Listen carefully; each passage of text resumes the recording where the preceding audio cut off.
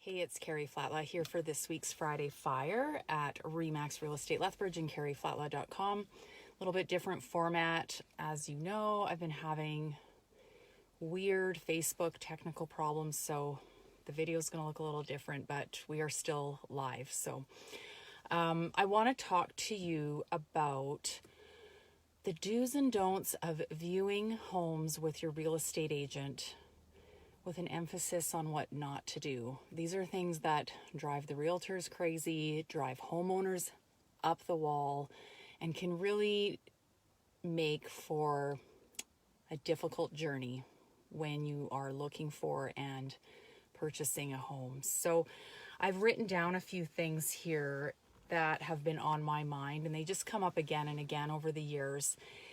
And, I want to preface this conversation by saying that I truly believe that while the buyer needs to fall in love with the home, the seller needs to, on some level, fall in love with you, the buyer.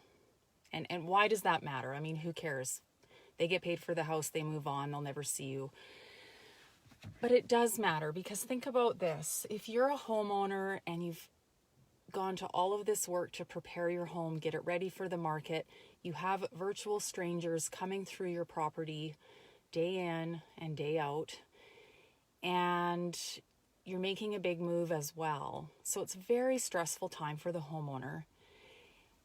And if they sense that, when the offer comes in, that the buyers are respectful of their home, they want to make a good impression on the homeowner, and they have a lot of respect for the process of this exchange, where we have a buyer and a seller that want the same thing, do you think that might make the negotiation process better and more in your favor as a buyer?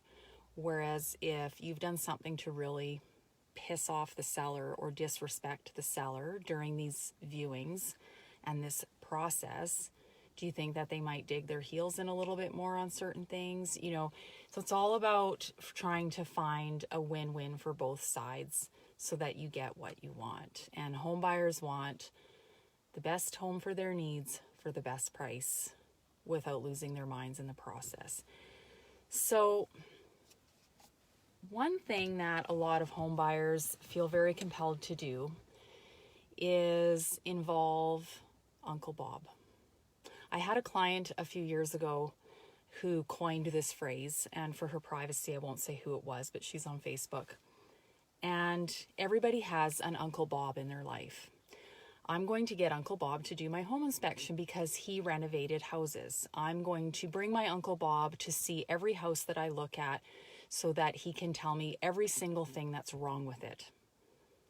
I'm going to bring Uncle Bob to every single showing so that he can tell me if he likes the house or not. I'm going to bring Uncle Bob to the negotiation table so that he can tell my realtor what to do. Do you see how that might be a problem and how it might antagonize people and come across as combative in the most important negotiation of your life? And the negotiation starts the minute you walk through the door and start looking at homes.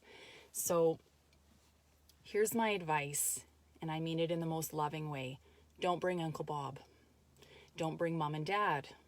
Don't bring small children, as much as you love them, to go look at homes with you. Because at the end of the day, all that matters is what you, the decision maker, want. So if you're not going on the title of that property, if you're not the one borrowing hundreds of thousands of dollars and signing a mortgage to buy a home, I'm not sure why you're coming to the showings. Now, it's lovely to bring people to showings, and if they can be really quiet and let you, the home buyer, and your realtor lead you through that process, that's great. I understand why people would like a second set of eyes or a second opinion, but I can tell you from selling hundreds of homes that it always confuses the process for the home buyer to have multiple people speaking in their ear and telling them what to do. Those people may not have been looking at or learning about the market like you have, and they don't have to live in that home and pay the mortgage and take care of it and mow the grass and maybe sell it again someday. So really think about the Uncle Bob syndrome and if you would like to have that as part of your home buying process or not. Okay, and I'm sure that your family and friends are the most lovely people in the world. So that being said, other little do's and don'ts when you're looking at homes. Be on time for your showing. There is nothing that a homeowner hates more than unpredictable showings. So if you've booked a showing for 2 o'clock or between 2 and 3, please be at your showing and have it finished by 3 o'clock, because sometimes the homeowners have small children, they might have a pet, or they have an elderly parent, or they're running a day home, or they have all these things going on. More and more people are working from home these days as well.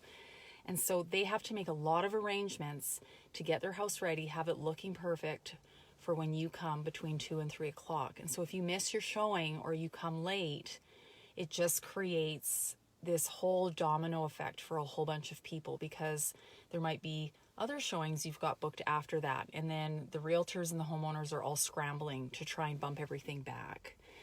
So really plan ahead for the day that you are going to look at homes with your agent. It will make everything so much easier. And again, remember, first impressions with that homeowner.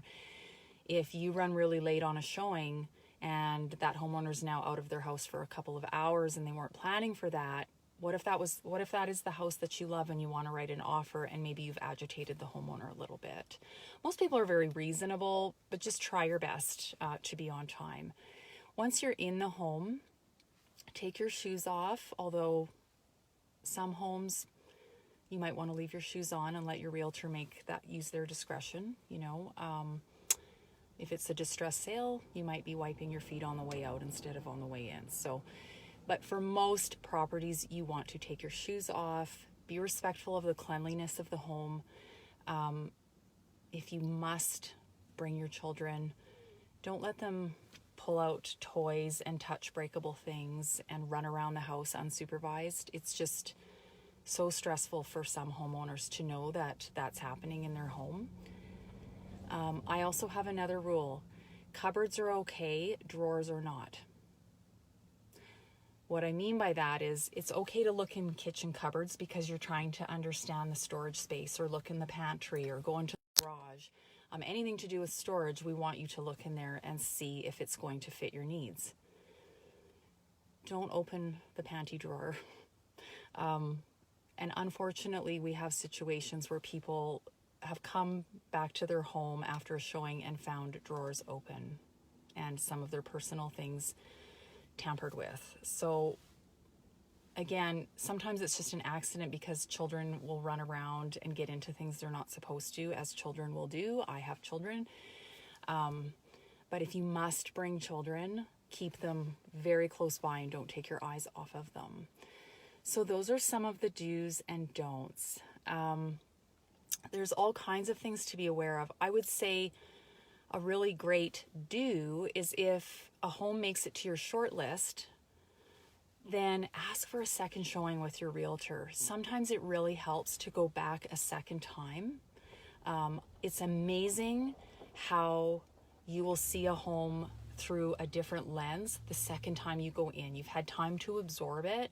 When you go back, it's going to be a whole new experience again, because you're going to notice things you didn't notice before, positive and negative. And sometimes when you go back a second time, you'll really be able to confirm whether or not this could feel like your home. So second showings can be great. But if it's a really great home at a great price, make sure you get in quickly, because if you love it, someone else loves it. Another rule of thumb is try to develop a system with your realtor in terms of rating the homes that you look at, right? So try to rate the home out of 10 before you leave and have the realtor mark that down on the listing sheet for you. Anything that's a 7 out of 10 or better, seriously consider keeping that on your short list. Looking for a 10 out of 10, while that is a wonderful goal to have, there are no perfect homes, not even in new construction. There's always going to be a trade-off. There might be something about the floor plan or the size of the bedrooms, or maybe the particular street it's on, the size of the yard.